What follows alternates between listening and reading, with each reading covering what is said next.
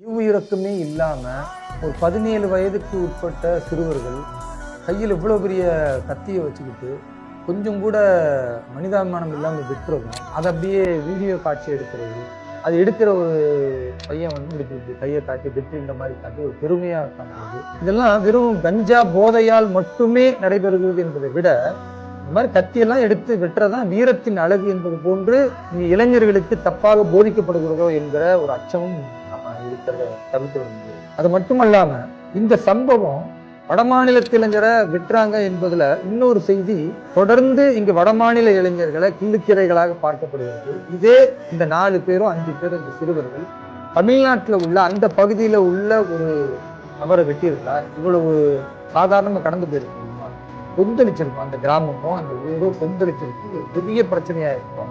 இன்னைக்கு தமிழக அரசுக்கு பெரிய நெருக்கடியாயிருக்கு. ஆனா அதெல்லாம் ஆகாத காரணத்தினாலதான் இது ஏதோ ஒரு வீடியோவை நாம மக்களுக்கு காட்டுறோம், அது மாதிரி நிறைய இடங்கள் நடக்குது, அவர்கள் கடந்துகிட்டு திமுக போதைக்கிறத இப்படிப்பட்ட கொடூரம் நடப்பதற்கு காரணம் இயல்பிலேயே வடமாநில இளைஞர்களை இது தொடர்ந்து அவர்களை தவறா சொல்லி அவர்களுக்கு யாருமே இல்லாத நிலையில இப்படி பண்டமா வெற்ற அளவுக்கா ஒரு சூழல் இருக்கு.